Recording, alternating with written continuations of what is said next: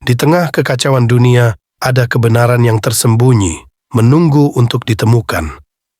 Kita berjalan di antara bayangan-bayangan, seringkali tanpa menyadari kelemahan yang meracuni jiwa. Namun, dalam kegelapan, ada cahaya yang menuntun kita ke kebijaksanaan, stoicisme. Apakah Anda pernah bertemu seseorang yang tampaknya selalu menciptakan kekacauan? Seseorang yang energinya meresap ke dalam ruangan dan mengubahnya menjadi medan pertempuran emosi. Bagaimana Anda bisa mengenali kelemahan mereka yang sering tidak terlihat namun sangat merusak? Dan yang lebih penting, bagaimana Anda bisa menggunakan prinsip-prinsip stoicisme untuk melindungi diri Anda dari racun mereka dan menemukan kedamaian dalam kekacauan? Mari kita jelajahi bersama melalui 10 kelemahan orang toksik yang sering tidak dipahami, dan temukan bagaimana stoicisme dapat membantu kita tidak hanya mengenali, tetapi juga mengatasi kelemahan ini dalam diri kita sendiri. Kita akan menemukan kekuatan dalam ketenangan, kejujuran dalam refleksi, dan kebebasan dalam kebajikan. Bersiaplah untuk perjalanan yang akan mengubah cara Anda melihat dunia dan diri Anda sendiri. Di antara sorotan cahaya dan bayang-bayang, tersembunyi 10 kelemahan orang toksik yang mungkin tidak terpahami oleh orang lain. Berikut kita jelaskan. Pertama, mereka terperangkap dalam labirin emosi mereka sendiri, tak mampu menemukan jalan keluar. Seperti kata Seneca, kita tidak bisa mengendalikan apa yang terjadi pada kita, tetapi kita bisa mengendalikan bagaimana kita bereaksi. Orang-orang toksik seringkali terjebak dalam rentetan emosi negatif, tanpa dapat menemukan kedamaian dalam diri mereka. Sebagai contoh, mari kita bayangkan seseorang yang selalu terbawa oleh kemarahan yang mendalam setiap kali menghadapi situasi yang menantang di tempat kerja. Tanpa mampu mengendalikan emosinya, ia mungkin meluapkan kemarahan tersebut kepada rekan kerja atau atasan, menyebabkan konflik dan ketegangan di lingkungan kerja. Sebagai seorang penganut stoa sejati, seseorang akan memahami bahwa kemarahan tersebut bukanlah hal yang harus dijadikan kendali atas tindakan dan reaksi.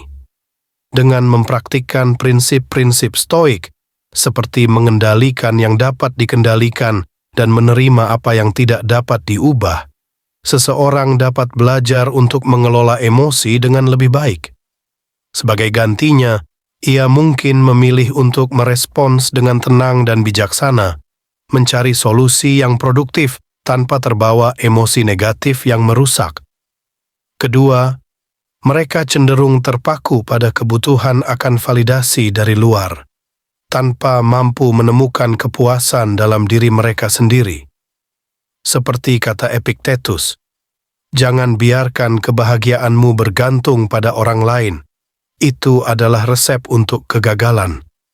Mereka mencari pengakuan dan penerimaan dari orang lain sebagai sumber kebahagiaan dan nilai diri mereka.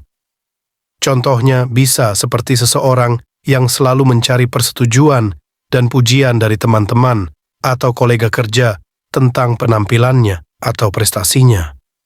Mereka mungkin selalu merasa tidak puas atau tidak berharga jika tidak mendapatkan apresiasi dari orang lain.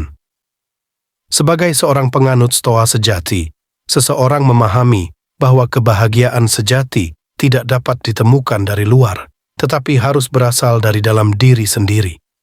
Mereka belajar untuk menilai diri mereka sendiri berdasarkan prinsip-prinsip internal, seperti kebijaksanaan, keberanian, dan keadilan, daripada tergantung pada pengakuan dari orang lain. Dengan demikian, mereka dapat mengembangkan kebahagiaan yang mandiri dan tidak terpengaruh oleh pendapat orang lain. Ketiga, mereka terikat pada siklus penyalahgunaan kekuasaan, merasa perlu untuk mendominasi dan mengontrol orang lain. Seperti kata Marcus Aurelius, kekuasaan yang sejati adalah mengendalikan diri kita sendiri. Sebagai contoh, bayangkan seorang manajer yang menggunakan kekuasaannya untuk memperlakukan bawahan dengan tidak adil, memaksa mereka untuk bekerja melebihi batas yang wajar, atau bahkan menekan mereka secara emosional atau verbal. Sebagai seorang penganut Stoa sejati, seseorang memahami bahwa kekuasaan sejati tidak terletak dalam kontrol eksternal atas orang lain, tetapi dalam kontrol diri dan kemampuan untuk bertindak dengan bijaksana dan adil. Mereka akan menolak untuk menggunakan kekuasaan mereka untuk menekan orang lain, dan sebaliknya, mereka akan menggunakan kekuasaan mereka untuk memajukan kesejahteraan bersama dan memimpin dengan teladan yang baik. Dengan demikian, mereka menghindari jatuh ke dalam jerat penyalahgunaan kekuasaan dan memperjuangkan hubungan yang sehat dan harmonis dengan orang-orang di sekitar mereka. Keempat, mereka sering kali terbenam dalam ketidakpastian dan kecemasan, tak mampu menemukan ketenangan dalam kehidupan yang tidak pasti. Seneca mengingatkan kita harus hidup sesuai dengan aliran kehidupan. Jangan berjuang melawan arusnya. Sebagai contoh, bayangkan seseorang yang selalu khawatir tentang masa depan mereka, merasa gelisah dan tidak tenang karena mereka tidak tahu apa yang akan terjadi. Mereka mungkin terobsesi dengan skenario buruk yang mungkin terjadi, bahkan jika itu tidak realistis atau tidak dapat dihindari. Sebagai seorang penganut Stoa sejati, seseorang memahami bahwa kehidupan selalu penuh dengan ketidakpastian, dan ketenangan sejati hanya dapat ditemukan dalam menerima kenyataan ini. Mereka akan belajar untuk hidup dalam momen ini, tanpa terbebani oleh kecemasan tentang masa depan yang belum pasti. Melalui latihan filosofi Stoik, seperti meditasi tentang hal-hal yang di luar kendali kita dan mengembangkan sikap menerima, mereka dapat menemukan ketenangan batin dalam menghadapi ketidakpastian hidup. Sebagai hasilnya, mereka mampu menjalani kehidupan dengan lebih tenang dan damai, bahkan di tengah-tengah ketidakpastian yang melingkupi mereka. Kelima, mereka terjebak dalam lingkaran keserakahan dan keinginan tanpa batas, selalu mencari lebih tanpa pernah merasa puas. Epictetus menasihati, jangan biarkan apa yang tidak dapat Anda miliki mengendalikan diri Anda. Sebagai contoh, bayangkan seseorang yang terus-menerus mengejar kekayaan material, status sosial, atau kekuasaan tanpa memperhatikan kepuasan atau kebahagiaan yang diberikan oleh apa yang mereka miliki saat ini. Mereka mungkin selalu merasa tidak puas dan terus-menerus merasa perlu untuk memiliki lebih banyak, bahkan jika itu tidak membawa mereka kebahagiaan yang sejati. Sebagai seorang penganut Stoa sejati, seseorang memahami bahwa kekayaan sejati tidak dapat ditemukan dalam kekayaan material atau pencapaian eksternal, tetapi dalam kebijaksanaan, kebaikan, dan kedamaian batin. Mereka belajar untuk mengendalikan keinginan mereka dan menghargai apa yang mereka miliki saat ini, daripada terus-menerus mengejar sesuatu yang selalu berada di luar jangkauan mereka. Dengan demikian, mereka dapat menemukan kepuasan dan kebahagiaan yang sejati dalam kehidupan yang sederhana dan bersyukur, tanpa terjebak dalam siklus keserakahan yang tidak pernah puas. Keenam, mereka cenderung memendam dendam dan kebencian, tak mampu memaafkan dan melepaskan beban masa lalu. Marcus Aurelius menegaskan, jangan biarkan kebencian meracuni hatimu, itu hanya akan merusak dirimu sendiri.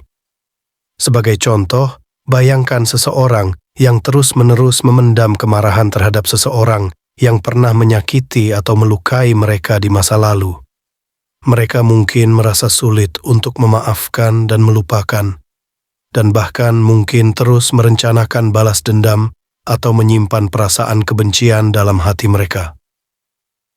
Sebagai seorang penganut Stoa sejati, seseorang memahami bahwa memaafkan bukanlah tanda kelemahan, tetapi tanda kebijaksanaan dan kekuatan.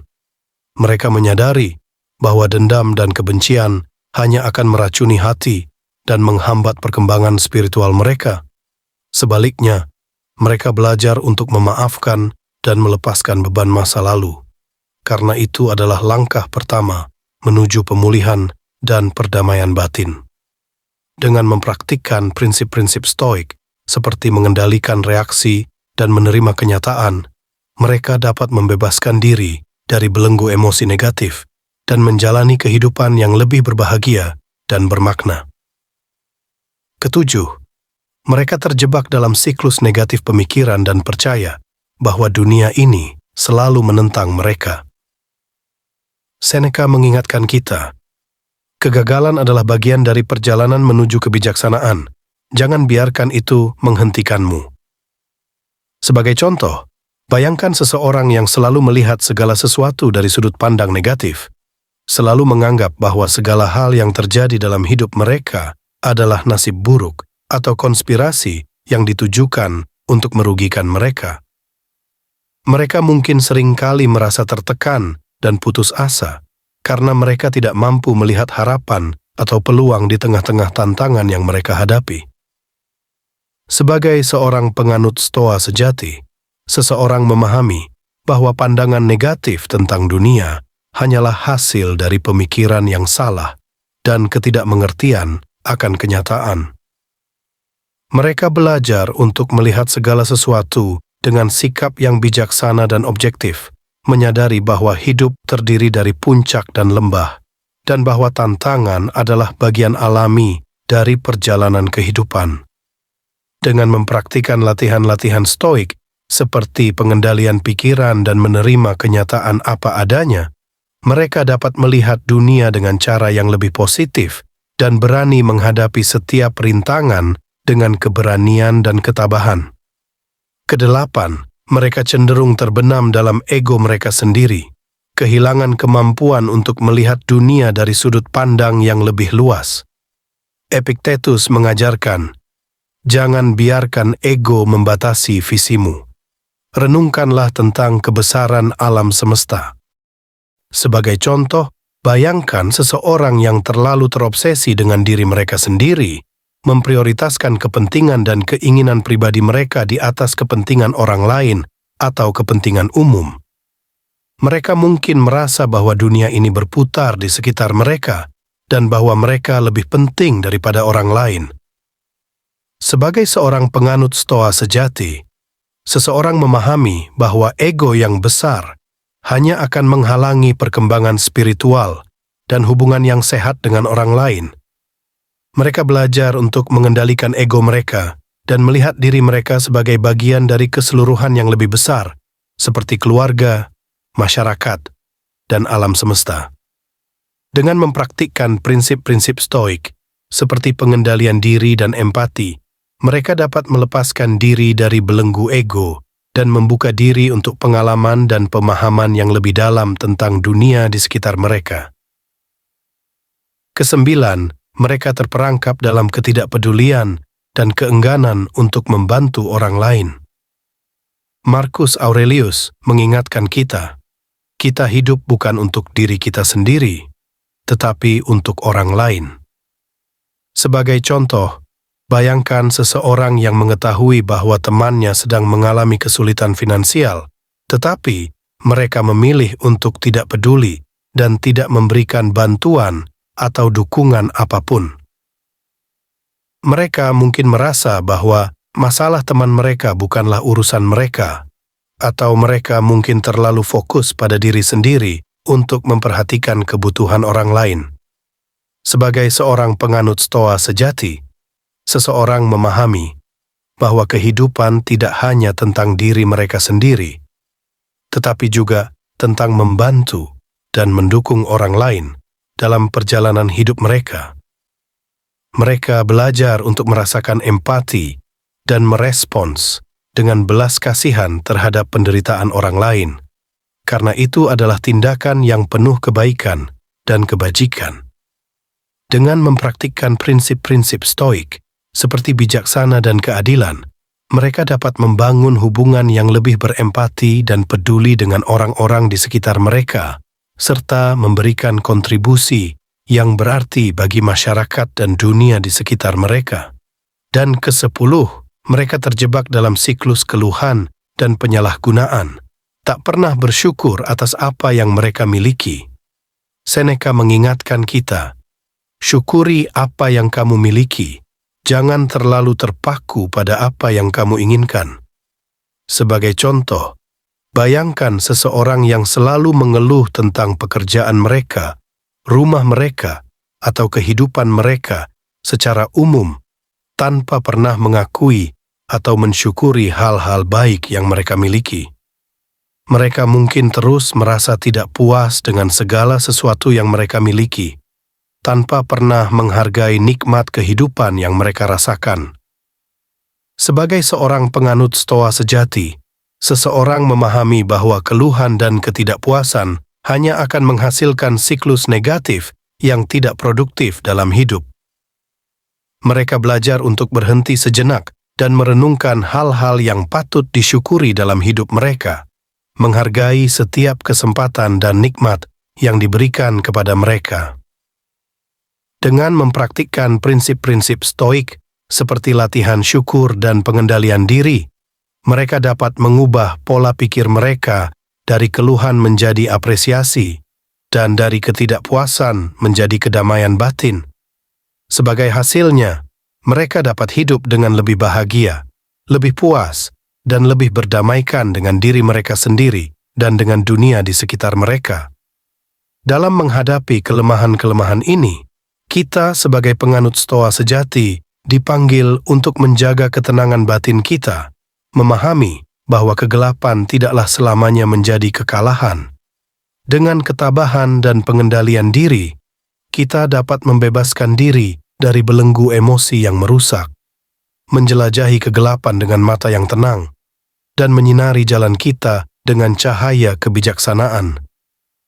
Seiring kita menutup bab ini, marilah kita membawa pelajaran yang telah kita pelajari. Kita telah menggali ke dalam diri kita, menghadapi kelemahan yang seringkali kita abaikan atau tidak kita pahami. Dengan prinsip-prinsip stoicisme sebagai pemandu, kita telah belajar untuk melihat di luar kekacauan emosional dan menemukan kekuatan dalam ketenangan. Biarkan kata-kata terakhir ini menjadi mantra bagi Anda. Dalam ketenangan ada kekuatan, dalam penerimaan ada kebebasan, dalam kebijaksanaan ada kedamaian. Jangan biarkan racun orang lain merusak kebajikan Anda. Jadilah seperti batu karang yang ombak terus menerjangnya, tetap teguh dan tidak tergoyahkan. Semoga Anda selalu berjalan dengan keberanian dan kejernihan pikiran, menjadikan setiap tantangan sebagai kesempatan untuk bertumbuh, dan setiap hari sebagai langkah lebih dekat menuju kebijaksanaan yang lebih dalam. Teruslah berjalan dengan kebanggaan dan kehormatan, dan biarkan cahaya stoicisme memandu Anda melalui kegelapan menuju keharmonisan yang abadi. Sampai kita bertemu lagi, semoga Anda selalu dikelilingi oleh kekuatan batin dan ketenangan jiwa. Terima kasih telah berbagi momen ini, dan semoga perjalanan Anda selalu dipenuhi dengan kebijaksanaan.